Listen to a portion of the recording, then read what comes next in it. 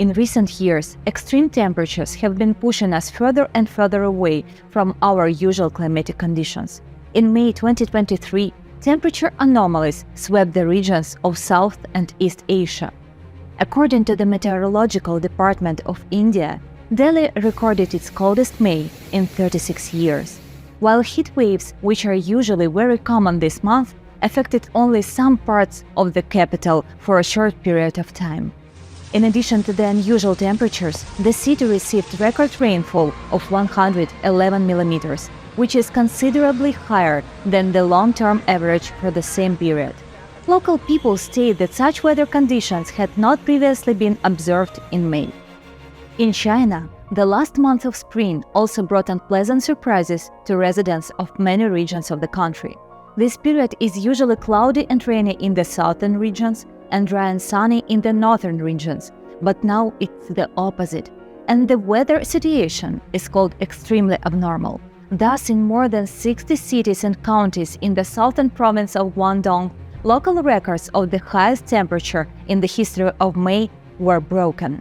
The combination of extremely low precipitation and high temperatures by late spring contributed to the fact that a large area of south of the country was in a zone of high and extreme drought. While in Japan, last spring was the warmest since the beginning of climate statistics in the country.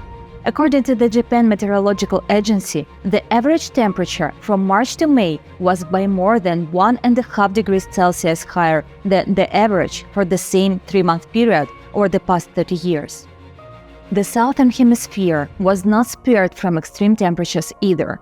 Unusual cold weather hit Australia in May. More than 100 weather stations reported record lows.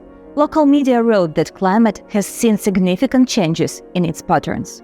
Northern regions, including tropical Queensland, experienced unusual frosts, and the southern experienced severe snowfalls. Across most of the country, average monthly temperatures were below the long-term average. Thus, in Brisbane, May was the coldest in 29 years, while in Sydney, in 53 years. Nights were particularly cold. In some areas, minimum temperatures fell from 5 to 10 degrees Celsius below average.